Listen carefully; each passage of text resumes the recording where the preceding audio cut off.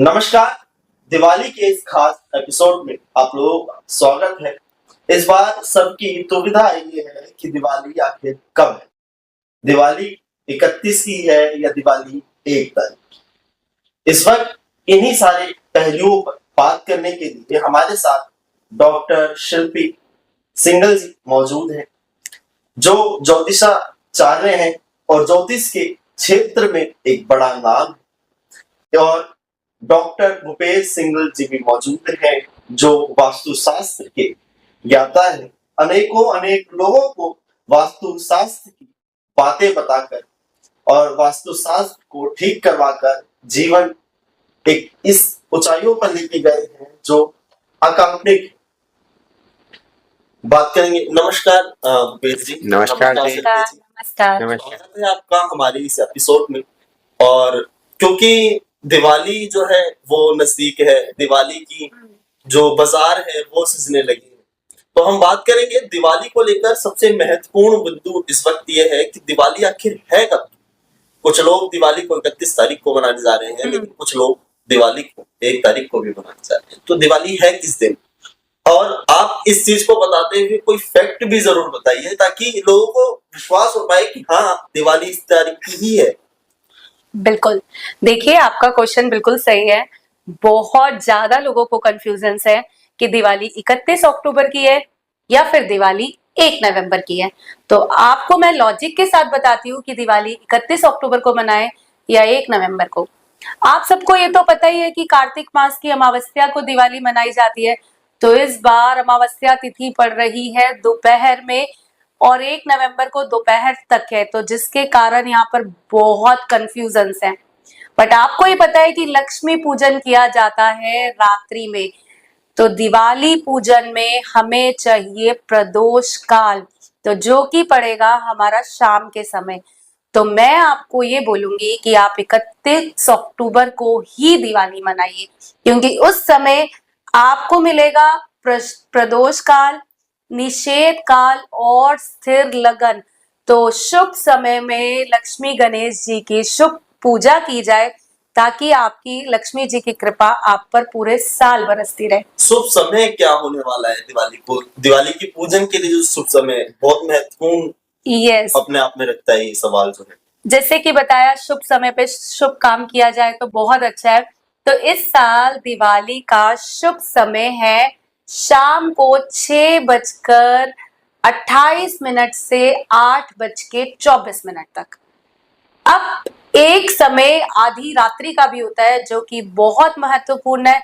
उस समय मंत्रों की पूजा करके, श्री सूक्त का पाठ करके माँ लक्ष्मी जी को प्रसन्न किया जा सकता है। तो हमारा दूसरा शुभ समय है रात्रि में 11:39 पे आधी रात तक 12:31 तक। अब जो लोग बिजनेस में हैं, जो लोग व्यापार स्थल में, अपनी फैक्ट्री में, अपनी शॉप में पूजा करते हैं, वो किस समय पूजा करेंगे? वो करेंगे शाम को 5:35 के बाद। भूपेश जी, आप एक वास्तुशास्त्र हैं, वास्तुशास्त्र के ज्ञाता हैं। दिवाली में वास्तुशास्त्र का क्या महत्व होता है? देखिए, दिवाली में अगर हम बात करें, दिवाली का मतलब क्या है? बिजनेस। जो हमारे बिजनेसमैन हैं, जो नौकरी पेशे वाले लोग हैं, सबकी तरक्की। दिवाली एक ऐसा समय है जिसके अंदर हम कोई भी पूजा पाठ को करके उसको बहुत ज्यादा से ज्यादा फलीभूत कर सकते हैं। आज अगर मैं इसकी बात करूं कि दिवाली पे वास्तु का क्या रोल है, दिवाली से 2 दिन पहले धनतेरस आती है। आज धनतेरस की बात करूं तो हम सभी, बहुत सारे लोगों को कॉन्फ्लिक्ट है कि धनतेरस पे अगर हम पूजा करते हैं तो हम वो भी लक्ष्मी माँ की पूजा करते हैं, लेकिन धनतेरस पे जो पूजा होगी वो बेसिकली भगवान धन्वंतरी देव की पूजा होती है। भगवान धन्वंतरी देव हमारे जो है आयुर्वेदिक, जो आयुर्वेदा है उनके भगवान है। हमारा पहले के टाइम में सबसे रिच इंसान कौन हुआ करता था? निरोगी काया, जिसका शरीर बिल्कुल ठीक है, वो सबसे रिच इंसान है।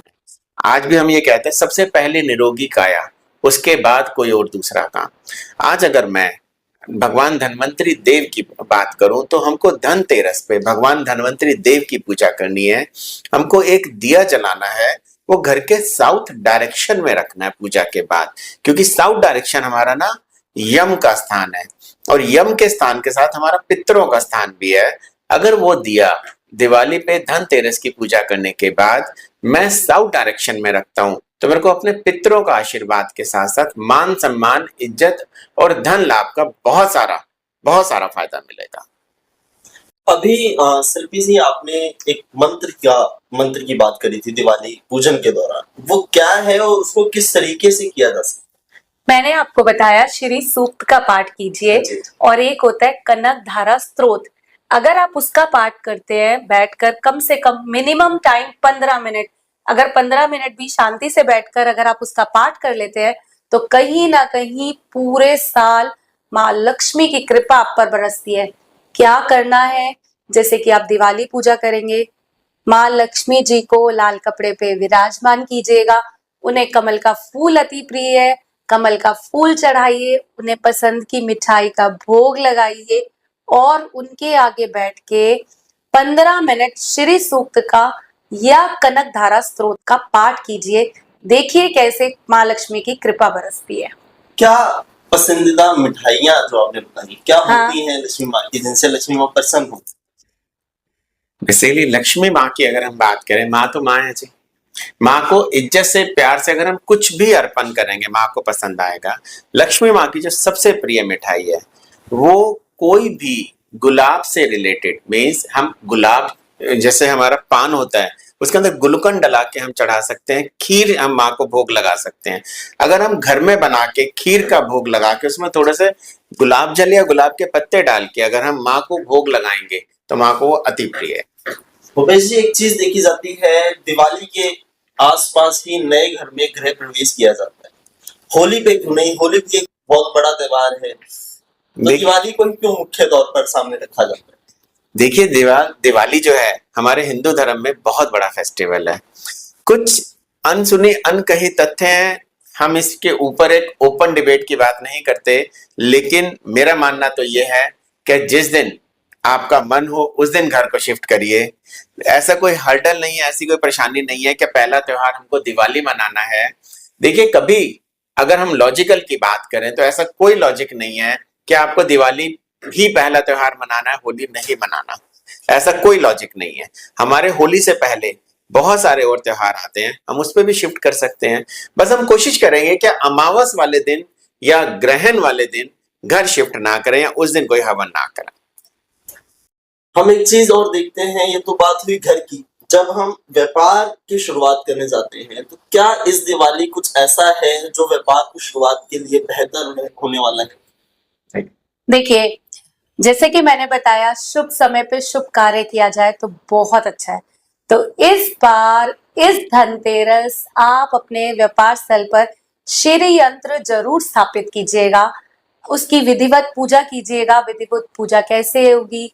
तिलक लगाइए, गंगा जल छिड़किए, वहां पर धूप दीप जलाइए, और साथ में आपको मैं एक चीज और बताती हूँ। आप एक लाल कपड़ा लेना, उसमें आप रखना 11 गोमती चक्र, साथ में रखना 11 कौड़ी और 11 कमल गट्टे और 5 हल्दी की गांठ।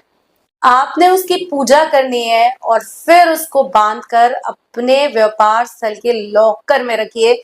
देखिए कैसे आपका बिजनेस बहुत अच्छा चलेगा। एक वास्तु की टिप बहुत अच्छी बताता हूँ आपको इस चीज के लिए। क्या अगर हम अपने इस दिवाली की बात करें या रोजमर्रा की जिंदगी की बात करें, हम एक लक्ष्मी माँ की तस्वीर जिसके अंदर हाथ में ऐसे वो सिक्के निकलते हुए की फोटो है, अगर वो अपने घर के साउथ ईस्ट में लगा लें तो हमारे पास धन की कभी कमी नहीं होगी। एफर्ट्स हमको करने पड़ेंगे, ऐसा नहीं है सिर्फ फोटो लगाने से धन आ जाएगा, लेकिन अगर हम एफर्ट्स करते रहेंगे तो एफर्ट्स फलीभूत होना शुरू हो जाएंगे। एक चीज देखी जाती है, आपने बताया साउथ उसमें रखना चाहिए, साउथ में, लेकिन एक चीज देखी जाती है कि लोगों का कहना होता है कि जो मूर्तियां हैं, जो देवी देवताओं की मूर्तियां हैं, वो मंदिर से बाहर नहीं होनी चाहिए। क्या ये सच्चाई है? देखिए, बिल्कुल ठीक बात है। हम भी यही प्रेफर करते हैं कि जितनी भी भगवान जी की फोटो है, मूर्तियां, एक तो बहुत ज्यादा नहीं होनी चाहिए, दूसरा अगर होनी चाहिए तो घर के नॉर्थ से ईस्ट तक होनी चाहिए। लेकिन हम एक बात हमेशा चीज कहते हैं कि हमारे पास पूरे वास्तु में 16 जोन्स हैं, उन 16 के 16 जोन्स में मंदिर बन सकता है। डिपेंड करता है कि सामने वाला अपने जीवन से क्या चाहता है। लेकिन अगर मैं जनरल इंसान की बात करूं, एक आम आदमी की बात करूं तो उनके लिए नॉर्थ से ईस्ट तक का मंदिर बहुत अच्छा है। लेकिन मैंने ये क्यों बोला कि लक्ष्मी जी की फोटो लगाएं साउथ ईस्ट के अंदर, क्योंकि साउथ ईस्ट हमारा जो जोन है वो फायर का है, कैश फ्लो का है, और लक्ष्मी जी की कृपा के बिना तो कैश फ्लो आ ही नहीं सकता। जी, हम बात करें अगर कुछ और बिंदुओं पर, तो क्या कुछ ध्यान में रखना चाहिए दिवाली को मनाते हुए ताकि लक्ष्मी जी और ज्यादा प्रसन्न हो और घर में वास करती रहे, पूरे वर्ष वास करती रहे? देखिए, इस चीज के लिए तो मैं हमेशा एक चीज कहूंगा कि घर के अंदर अपने बड़ों की और खास तौर पे महिलाओं की रिस्पेक्ट करना शुरू करें। देखिए, आज अगर मैं महिलाओं की बात करूं, अगर वो मेरे घर की बेटी है तो मेरे घर का नॉर्थ है, मेरी वाइफ है तो वो नॉर्थ वेस्ट है, मेरी माँ है तो साउथ ईस्ट है, तीनों ही पैसे के जोन है। आज अगर मैं घर की बहन बुआ बेटी की रिस्पेक्ट करना शुरू कर दूं, मैं अपनी वाइफ की रिस्पेक्ट करना शुरू कर दूं या अपनी मदर की रिस्पेक्ट करना शुरू कर दूं, तो आप एक चीज देखिएगा कि कहीं ना कहीं लक्ष्मी माँ की कृपा बरसती चली जाएगी। और जैसे कि दिवाली पे आप लोग सब सफाई तो करते ही हैं, दिवाली पे ही स्पेशली पूरा घर क्लीन किया जाता है, तो मैं आपको ये सजेशन दूंगी कि अगर आपके घर में कोई भी टूटा हुआ कांच है, कोई भी बंद घड़ी पड़ी है या कोई भी खराब इलेक्ट्रॉनिक्स है, तो आप उसको जरूर निकाल दीजिए, क्योंकि ये सब चीजें घर में नेगेटिविटी को फैलाती हैं। तो इस दिवाली आप अपने घर को जब पूरा साफ करेंगे तो ये भी जरूर निकाल दीजिए। दूसरा, अगर हम बात करते हैं इस दिवाली की या हमेशा किसी भी त्योहार की, तो घर में कोशिश करिए कि थोड़ा सा गौमूत्र लेके उसमें सलाइन वाटर, नमक वाला पानी डाल के पूरे घर में स्प्रे करके पोछा लगा दीजिए। जो भी घर की नेगेटिविटी है वो निकलना शुरू हो जाएगी। ऐसा नहीं करना कि पोछे वाली बाल्टी में गौमूत्र और नमक डाल देना, ऐसा नहीं करना। किसी भी स्प्रे बॉटल में अगर आप कर सकते हैं, अगर आपको लगता है गौमूत्र की पंजन स्मेल आती है, तो आप सिर्फ नमक वाले पानी का स्प्रे करके पोछा लगवा दीजिए। घर की नेगेटिविटी आपकी खत्म होना शुरू हो जाएगी और पॉजिटिविटी आनी शुरू हो जाएगी। आपने बात करी सफाई की, और दिवाली के दौरान झाड़ू जो है वो अपना एक विशेष महत्व रखती है। तो झाड़ू कौन सी लेके आनी चाहिए? बड़ा दुविधा में होते हैं लोग इस चीज को लेकर कि हमें झाड़ू जो है ये लानी है, ये लानी है। काफी सारी बाजार में आजकल झाड़ू आने लग गई। तो वैसे तो कायदे से फुल झाड़ू लानी चाहिए। अब कई लोग बड़ा वहम करते हैं, अमावस है हम झाड़ू नहीं लेके आएंगे, तो आप धनतेरस पर झाड़ू लेकर आइए, 2 झाड़ू लाइए नहीं, 1 झाड़ू आप मंदिर में देकर आइए और 1 झाड़ू आप अपने घर में रखिए। कहा जाता है फूल झाड़ू में भी महालक्ष्मी का वास है। कभी कहा जाता है झाड़ू को पैर नहीं लगाना चाहिए, झाड़ू के ऊपर से टाप कर नहीं जाना चाहिए। तो आप धनतेरस पर 2 झाड़ू लाइए, 1 मंदिर में दीजिए और 1 घर में उससे सफाई कीजिए। ये तो ट्रेडिशनल बात है।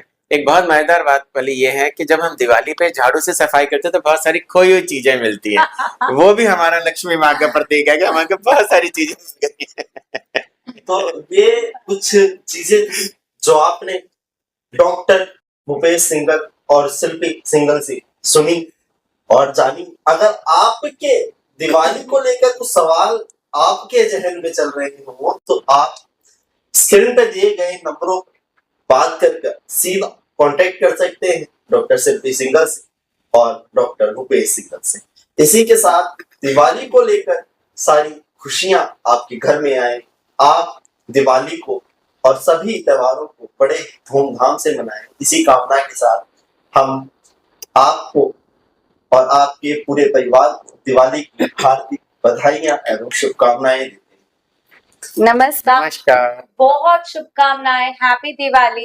हैप्पी दिवाली। भगवान करे सुख समृद्धि और धन की वर्षा हो आप सबके घरों में। नमस्कार। वीडियो को ज्यादा से ज्यादा शेयर कीजिएगा और हमारे चैनल को जरूर सब्सक्राइब कीजिएगा। इसी के साथ